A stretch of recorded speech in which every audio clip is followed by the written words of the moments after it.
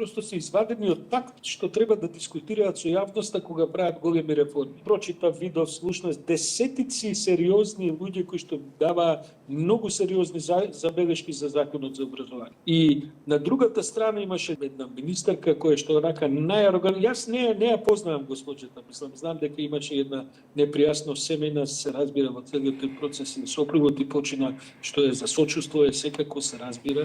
Меѓутоа, може би тоа влијаело на сите овие работи околу нејзините саови, не знам, не е ред да тоа го коментираме сега. Меѓутоа, да излезеш со лош закон кој апсолутно сите, дури тие што молчат, овие, ајде да кажем под наводници ВМРО универзитети што ги имаат, што им деват дипломи, тоа се овие што даваат разноразни. Ти си извадени од памет, мислам, колку е лош законот, ти си ќутат, чекаат други да кажат. И се она гази, не, како ќе го повеќе, нема повеќе, ова се и на крај ќе добиеме пак нешто што ќе биде една Господ знае каква скаламуција и што се таму ќе биде, што би рекол они сечено лепено. Ќе има добри решенија, ќе има лоши решенија, пак ќе треба да се бавиме со таа област наскоро, за некоја година пак ќе треба одново. И така е со кривичниот закон, така е со законот за гасење пожари. А од друга страна имаш ова дека, знаеш, Мицковски како да заборави целата таа екипа. Последните 35 години во Македонија, они се или исто или малку повеќе на власт отколку оваа другава страна, социјалдемократите,